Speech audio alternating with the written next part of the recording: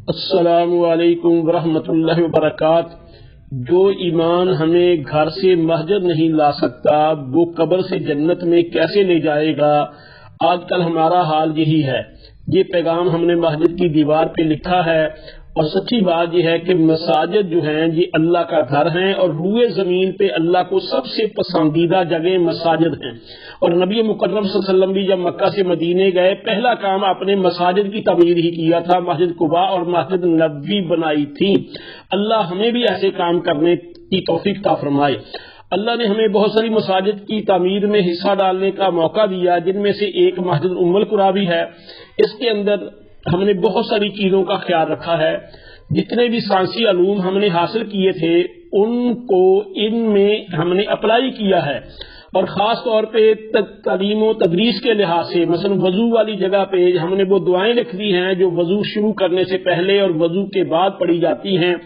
ایسے ہی مسجد کی تعمیر کے دوران قدرتی روشنی کا بندوبست کیا گیا ہے، کیونکہ آرٹیفیشل لائٹ جو ہے صحت کے لیے بہت نقصان دہ ہوتی ہے۔ دن کے وقت ہماری مسجد میں کوئی لائٹ بھی آن کرنے کی ضرورت نہیں، نہ مین ہال میں، نہ بیسمنٹ میں، نہ اپر گیلری میں۔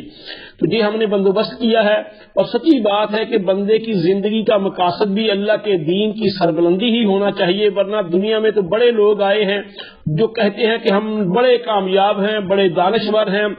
لبنان کے ایک فرد تھے جن کا نام تھا احمد البستانی، انہوں نے اپنی زندگی میں ہی اپنی قبر کی جگہ بھی بنا لی اور کہا کہ مجھے جہاں دفن کرنا۔ ان کا ذاتی طیارہ تھا، بلاسٹ ہوا، وہ طیارہ سمندر میں گر گیا۔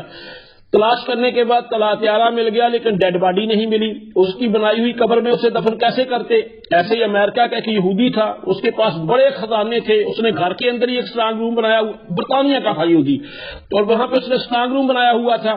ایک دن وہ اپنے اسٹرانگ روم میں داخل ہوا، دروازہ اندر سے بند ہو گیا، وہ کھلتا باہر سے تھا۔ اس نے بڑے زور زور سے آوازیں دی لیکن کوئی دروازہ کھولنے والا نہ آیا۔ تو پھر کیا ہوا کہ وہ اندر ہی فوت ہو گیا۔ جب فوت ہونے سے پہلے انہیں اپنی انگلی پہ کٹ لگایا اور لگاتے وقت کہا کہ آج دنیا کا امیر ترین بندہ بھوک اور پیاس کی بنا پہ مر رہا ہے، تو مجھے کوئی رزق دینے والا نہیں ہے سوائے اللہ کے، جو پہاڑوں کے تہ کے اندر، سمندر کی تہ کے اندر رزق پہنچاتا ہے وہی پہنچا سکتا ہے، جو حضرت مریم صدیقہ کو بے موسم پھل دے سکتا ہے، حضرت خبیب رضی اللہ تعالیٰ کو وہاں پہ پھل پہنچا سکتا ہے، وہ اللہ ہی حی اور قیوم ہے، جو موسیٰ علیہ السلام کو، جو فرعون کہتا ہے کہ میں نے اس کو چھوڑنا ہی نہیں، اس کے گھر کے اندر سے شاہی کھانا کھلا رہا ہے، شاہی طریقے سے اس کی پرورش ہو رہی ہے، شاہی طریقے سے ان کی تعلیم و تربیت ہو رہی ہے، اور پھر فرعون غرق ہوتا ہے، موسیٰ علیہ السلام بچتے ہیں۔ اللہ ہمیں اپنی لائف کے آبجیکٹو کو سمجھنے کی توفیق عطا فرمائے، اور دین کی سربلندی کے لیے کام کرنے کی توفیق عطا فرمائے، اور جب بھی ہم دینی کام کریں ان کے اندر اپنی عقل کو، اپنی بصیرت کو سامنے رکھیں، اور ہر وہ کام کریں جس سے انسانیت کا فائدہ ہو۔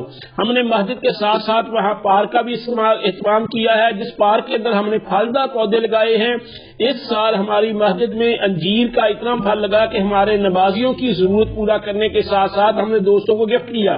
ابھی یہ کنو کا پھل آپ کو نظر آ رہا ہے، یہ بھی الحمدللہ اس قدر ہے نمازیوں کے علاوہ ہم دوستوں کو دے سکتے ہیں۔ اس کے علاوہ امرود بھی ایسے ہی تھے، اور کھجور ہے، انشاءاللہ اگلے سال سے بھی پھل دینا شروع کر دے گی۔ اللہ ہم سب